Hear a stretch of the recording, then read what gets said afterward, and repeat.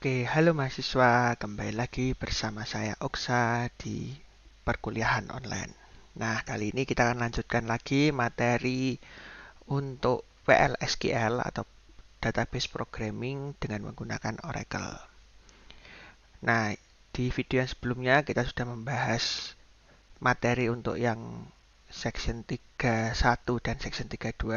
Kali ini kita akan lanjutkan ke section 3 materi ketiga, kemudian nanti akan dilanjutkan ke section 3 materi keempat. Oke, di materi yang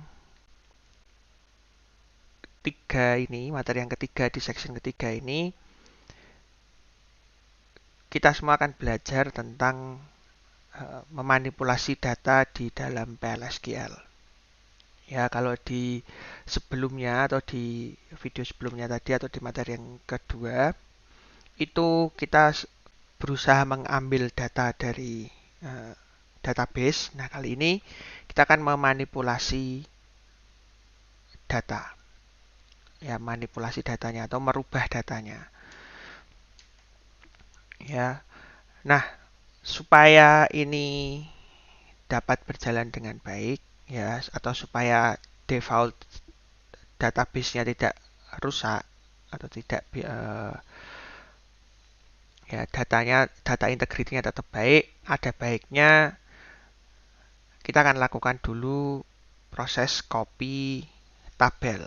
Nah, kalau kalian sudah sempat import skema tabel dari Oracle ini, ya, itu nanti tabel employees, ya, ini jangan sampai berubah datanya, ya, jangan sampai kena proses DML.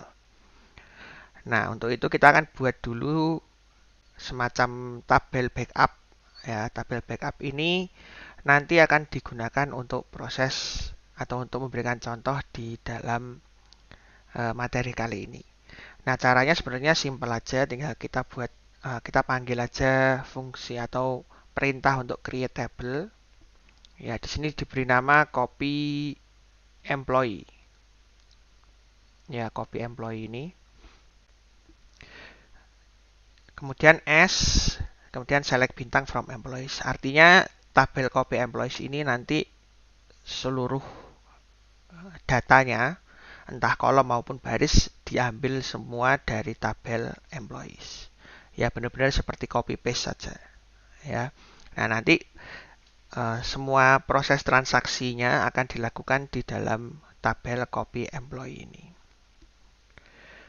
Oke, ini sebenarnya simpel aja. Nanti kalau kalian misalkan punya database yang lain yang bukan Oracle dan tidak bisa mendapatkan skemanya, kalian bisa sebenarnya buat sendiri tabel database, bebas tabelnya seperti apa, tapi usahakan tabelnya ini yang sudah berisi data dan tabelnya ini memang apa ya, hanya semacam backup aja ataupun tabelnya ini nggak benar-benar dipakai. Jadi ya cuma buat latihan atau belajar saja.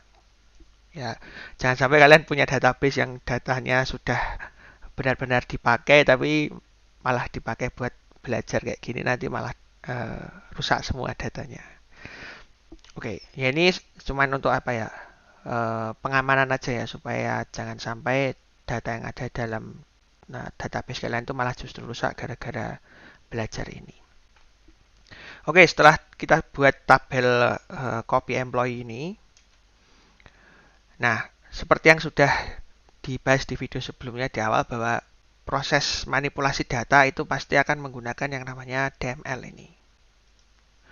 Ya, DML sendiri kalau diingat-ingat lagi ya, itu ada 4 perintah yang bisa digunakan, yaitu insert, update, delete, dan merge. Ya, insert berarti memasukkan data, ya, delete berarti menghapus data, update itu merubah, nah merge itu ya menggabungkan, ya. Menggabungkan dan biasanya merupakan gabungan atau perintah gabungan dari insert dan update. Nah, nanti ini kita akan lihat satu persatu bentuk PLSQL untuk setiap fungsi DML yang sudah dituliskan di sini. Oke, ini tadi penjelasan tentang itu ya, insert, update, dan delete-nya. Ya. Kemudian, nah ini yang pertama adalah insert. Ya, insert itu berarti kan memasukkan data ke dalam tabel. Nah, nanti perintah insert ini biasanya akan diletakkan di antara begin dan end. Ya, begin dan end ini. Nah, kemudian untuk search atau untuk perintahnya itu sebenarnya sama saja dengan proses atau memasukkan data gitu ya menggunakan SQL. Jadi PL/SQL ini kan memang kayak gabungan dari SQL dan ada tambahan sedikit. Nah, ini kebetulan kalau insert itu sama saja ya. Insert into kemudian sebutkan nama tabelnya. Kemudian ya sebaiknya sih dibiasakan untuk menuliskan kolomnya secara eksplisit seperti ini. Kemudian values, nah baru disebutkan untuk data-datanya, isi datanya atau isi setiap kolomnya itu apa saja. Ya, kemudian jangan lupa kalau tipe datanya itu akan mengikuti tipe data dari masing-masing kolom. Ya, misalkan employee ID ini 99, ini berarti kan tipe datanya number. Kemudian kalau root ini tipe datanya karena ada tanda petiknya kemungkinan adalah varchar kayak gitu. Ya, disesuaikan aja. Kemudian kalau ini dieksekusi hasilnya ya nanti akan ada satu baris baru yang dibuat di tabel copy employee. Kemudian update juga sama. Ya, cuman di sini digabungkan dengan dibuat satu buah variabel. Ya, variabelnya ini digunakan ya untuk merubah, misalkan di sini adalah salary. Ya, gaji dari pegawai atau yang job ID-nya itu adalah ST Clerk. Ya, gajinya itu nanti ditambah gaji yang baru sama dengan gaji yang lama ditambah dari ini ya 800 ini gaji yang baru ini atau variabel salary increase-nya ini. Nah, yang perlu diperhatikan adalah perintah update-nya juga sama saja sebenarnya, yaitu update kemudian sebutkan nama tabelnya, kemudian sebutkan kolom apa saja yang akan diupdate. Ya. Kemudian biasakan kalau update itu menggunakan where supaya tidak semua bagian dalam kolom itu dirubah nilainya. Ya, jadi biasakan ya kalau misalkan update itu kemungkinan besar akan menggunakan where ya supaya datanya nggak semuanya diupdate atau tabelnya itu nggak semua kolomnya itu diupdate.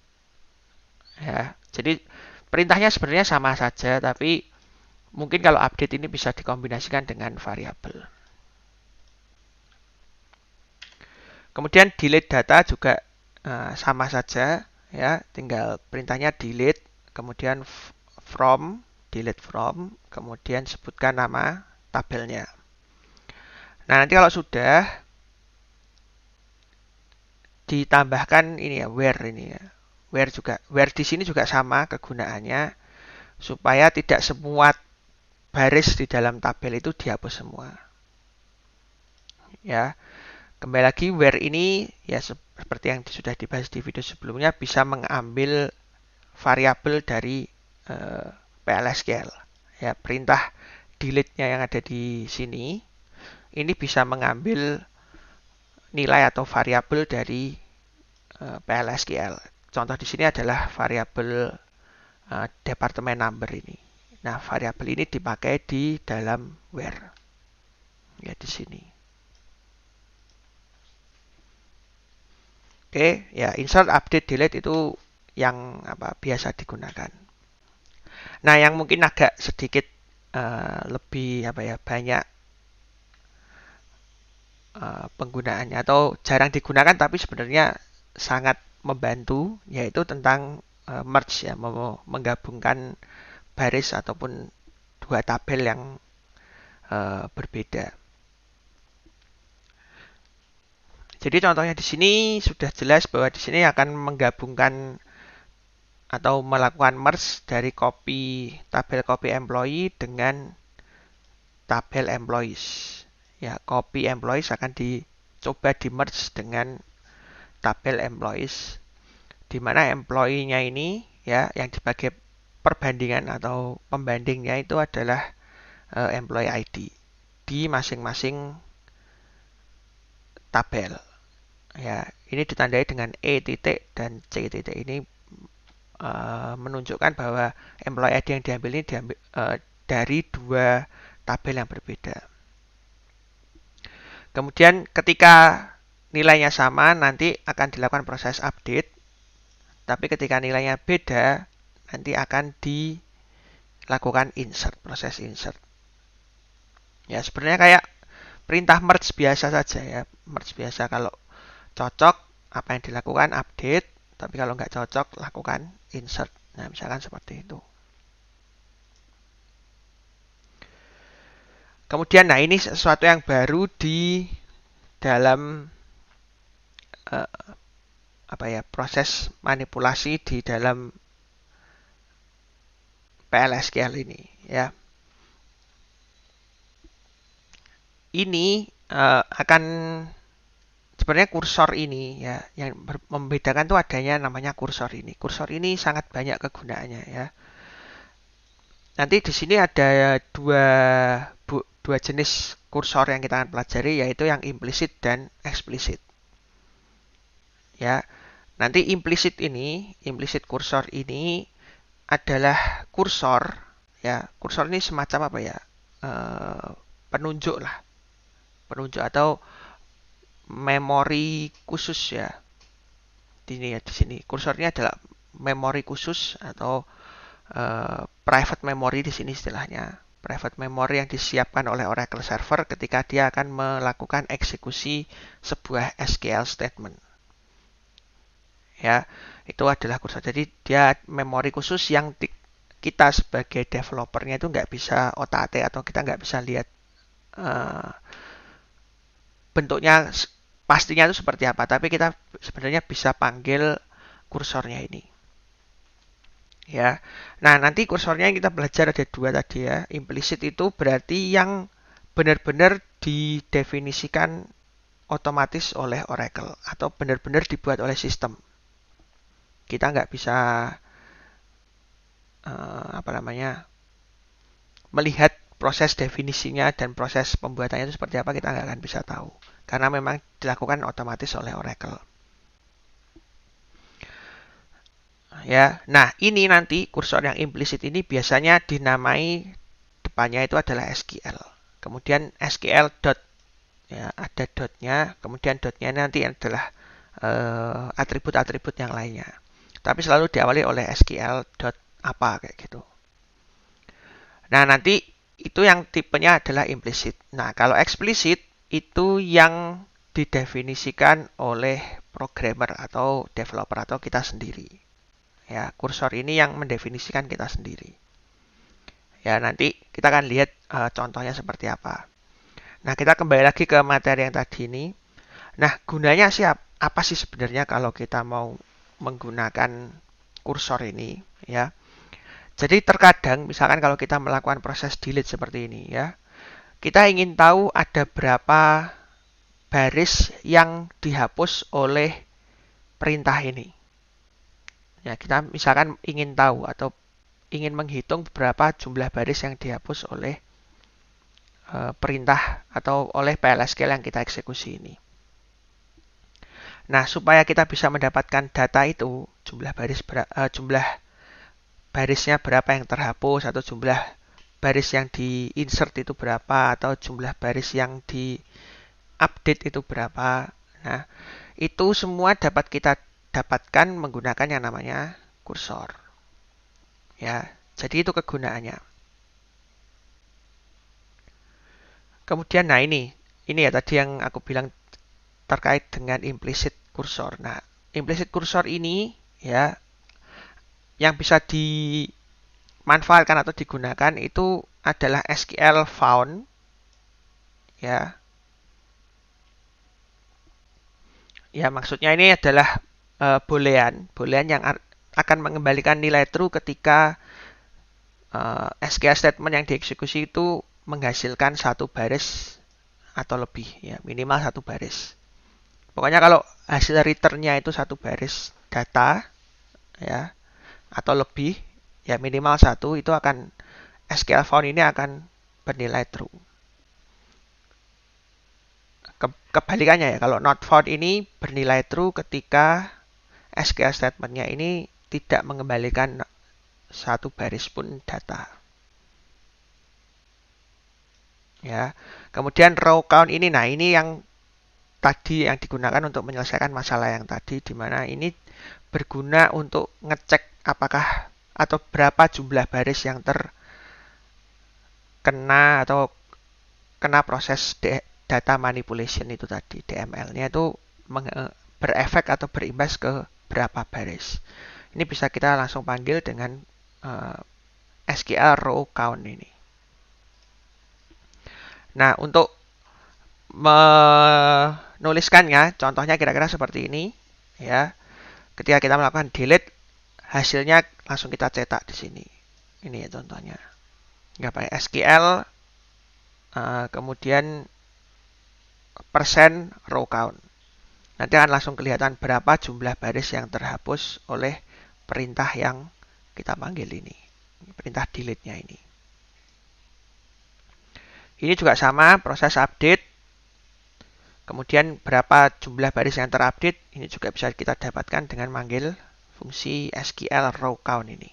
Jadi sebenarnya ini adalah kita manggil kursor. Ya, kursor yang sebenarnya kursornya ini diciptakan sendiri oleh Oracle-nya. Kemudian SQL row count ini nggak hanya untuk nyetak seperti ini aja, tapi bisa juga dipakai untuk perintah di dalam misalkan ini update, kemudian setelah proses update akan dilakukan proses insert. Ya, jadi ini ada update.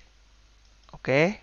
Setelah proses update-nya ini selesai, hasil dari update-nya ini dipakai untuk insert nilai ke tabel, sebuah tabel. Nah, ini juga bisa dilakukan dan bisa menggunakan SQL row count ini tadi. Ya. Nah, ini juga kelebihan menggunakan PLSQL ya seperti ini ya. Bisa menciptakan atau memanggil dua perintah SQL. Ya, kita buat urut seperti ini. Oke. Nah, ini contoh yang lainnya sebenarnya juga nggak jauh beda ya. Ini ada SQL row count di sini. Ya, di sini juga ada SQL row count. Ya, kemudian SQL row count yang di sini juga bisa dipakai untuk melakukan assign atau memberikan nilai ke sebuah variabel di PL SQL-nya ini.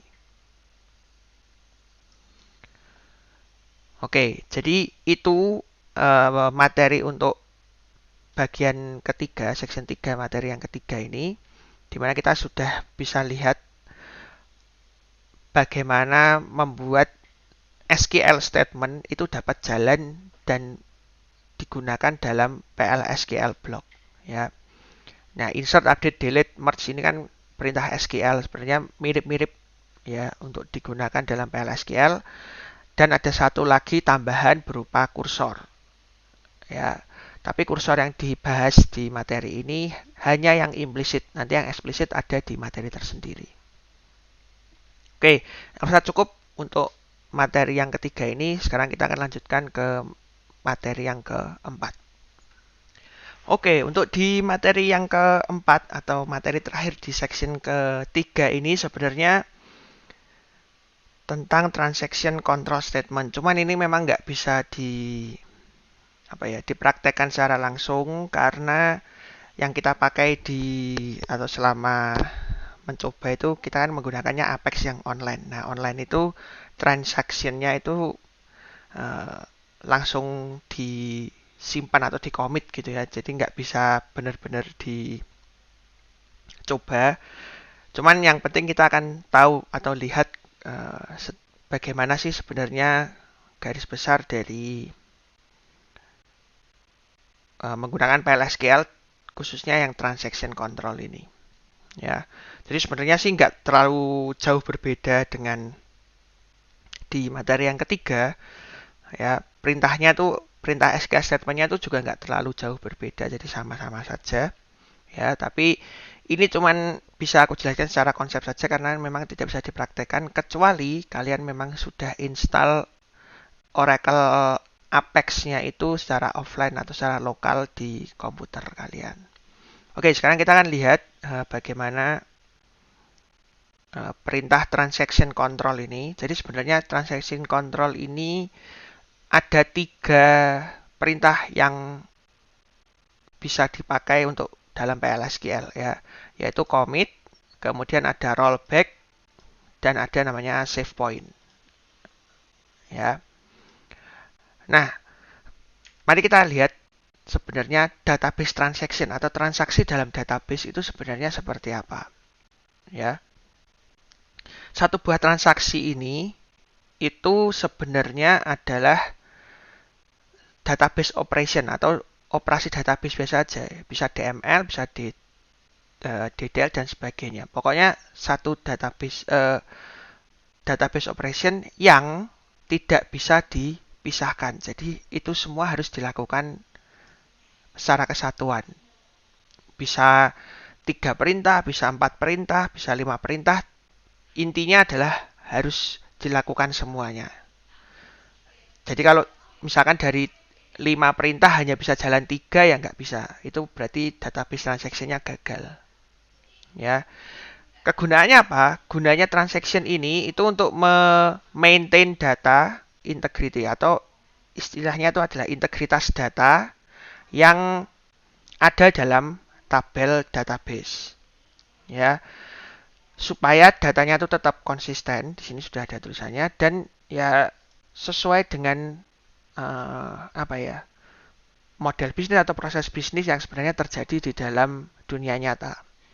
Contoh yang paling simpel, ini aku sudah diberikan contoh, itu adalah proses transaksi perbankan atau dalam dunia database banking, di mana akan dilakukan yang namanya proses transfer. Ya, transfernya di sini misalkan dari saving account, ya ini satu akun sendiri, kemudian akan ditransfer ke checking account. Ya, checking account itu ya akun lainnya gitu. Jadi kalau ada proses transfer di dalam dalam proses perbankan, itu sebenarnya akan ada 3 operasi yang harus dilakukan. Semuanya ini harus terlaksana dengan benar, dengan baik, dan tidak boleh salah satu dari transaksinya atau operasinya ini berjalan atau gagal. Ya, jadi transaksi ini harus semuanya berhasil.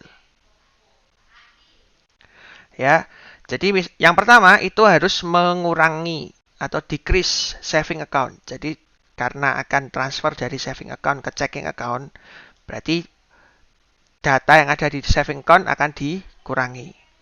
Kemudian data atau nominal yang ada di checking account ini akan bertambah.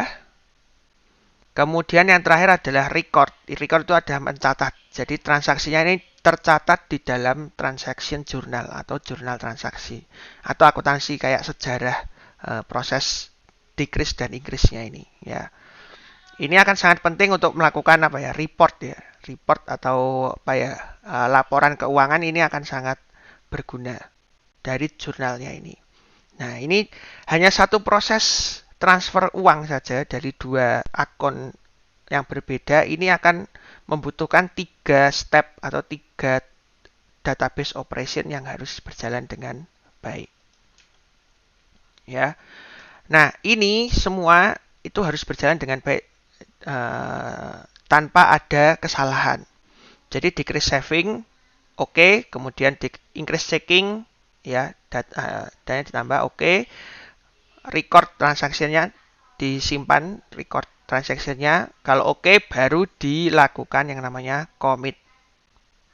Nah, inilah salah satu kegunaan dari commit. Jadi kalau misalkan salah satu dari proses ini gagal, ya jangan di-commit. Berarti nanti database yang ada di database permanen atau database yang sesungguhnya, proses ini itu tidak terjadi. Atau kayak di avoid atau dibuang atau digagalkan, dianggap tidak pernah terjadi. ya.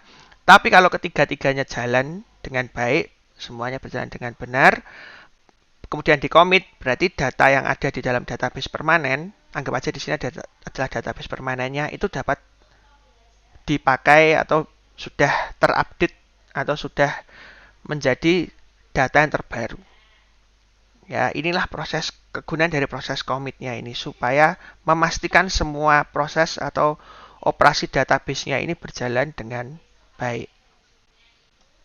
Ya, itu salah satu kegunaan dengan commit.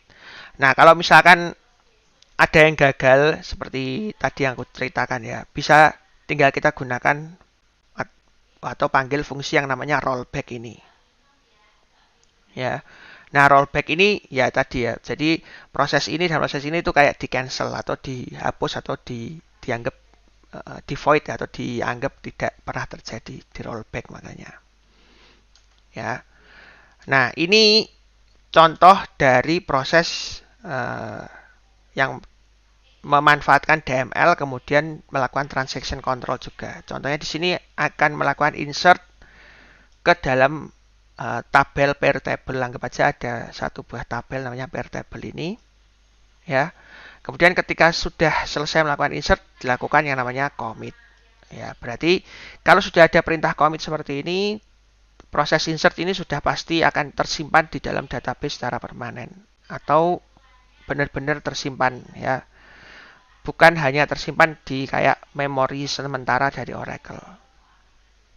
Jadi transaksinya ini sudah dianggap sukses. Ya.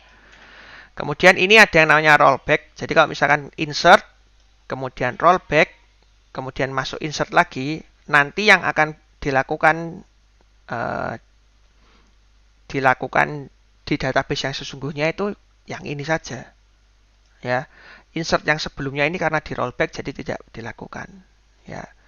Insert rollback ini insert yang atas dianggap tidak pernah dilakukan, kemudian insert yang kedua dijalankan, kemudian baru dilakukan commit. Nah, kalau seperti ini berarti yang dikerjakan itu hanya yang insert yang kedua ini aja. Ya, rollback itu gunanya untuk kayak undo lah. Ya, sama dengan undo. Oke, kalau save point ya.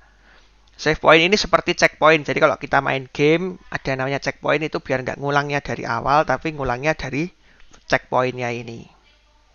Gitu ya. Nah, ini bisa ada insert, kemudian save point 1, kemudian ada insert, kemudian save point 2. Ya. Kemudian ada insert lagi. Nah, kemudian ada perintah rollback. Rollback sampai ke save point yang pertama. Di sini. Ya. Nah, berarti nanti yang dieksekusi itu yang ini. Ya, yang ini yang atas dan yang bawah ini yang sebelum commit. Karena yang save point 2 ini di rollback. Ya, di rollback jadi hanya 2 ini, kemudian baru di commit gitu. Ya, untuk melihat perintahnya sebenarnya rollback kemudian insert commit itu sebenarnya sama dengan perintah di SQL statement ya. Jadi di PL/SQL maupun di SQL statement itu sama. Ya, oke. Jadi aku rasa cukup sampai di sini dulu materi kita untuk hari ini tentang section 3, 33 dan 34. Semoga kalian bisa memahami lebih jauh lagi tentang gabungan antara SQL statement dengan PL/SQL. Terima kasih atas perhatiannya. Terima kasih sudah menonton videonya sampai akhir. Sampai ketemu lagi di video-video selanjutnya. Sampai jumpa.